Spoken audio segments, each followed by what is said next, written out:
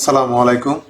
আজকে আমি আপনাদেরকে দেখাবো কিভাবে আপনি আপনার মনিটরে মানে কম্পিউটার মনিটরে ভিডিও রেকর্ড করতে পারেন। এবং আমার ক্ষেত্রে যেটা হয়, আমি সবচেয়ে ব্যান্ডিক্যাম যে অ্যাপসটা আছে এটা ইউজ করতে খুব সুবিধা মনে করি। তো সেক্ষেত্রে আজকে আমি আপনাদেরকে ব্যান্ডিক্যাম ক্যামেরা ইনস্টলেশন এবং এর সুবিধা অসুবিধা এবং কিভাবে কাজ করে সেটা আমি আপনাদেরকে দেখাবো। তো ধৈর্য ধরে আমার ভিডিওটির সাথে থাকবেন পুরোটা সময় ধরে, স্কিপ করবে না, সেক্ষেত্রে কিছু জিনিস আপনাদের মিস হয়ে যেতে পারে। তো আমি আপনাদেরকে দেখাচ্ছি। তো প্রথমে গুগল ক্রোমে চলে যাবেন। গুগল ক্রোমে গিয়ে সার্চ বারে লিখবেন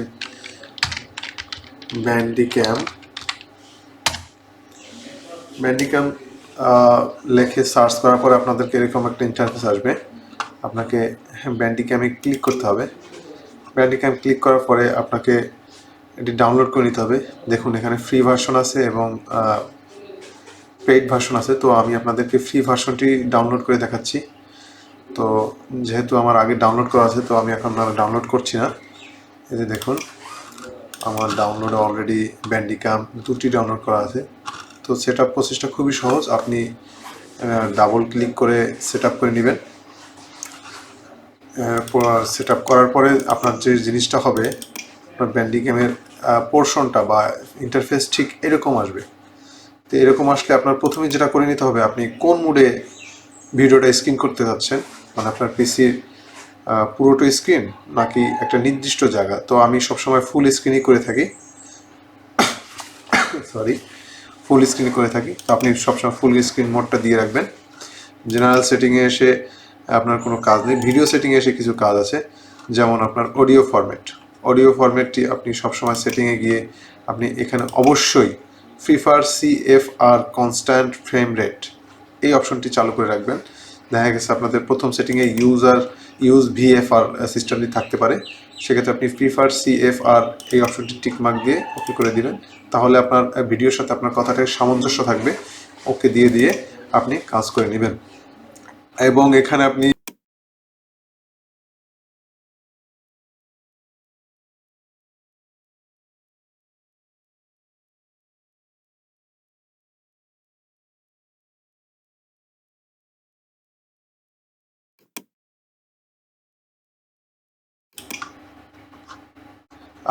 এটা ব্যবহার করতে পারবেন। অটো ডিটেক্ট বয়া নামে যে এই মাইক্রোফোনটি আপনার অটো ডিটেক্ট হয়ে নেবে।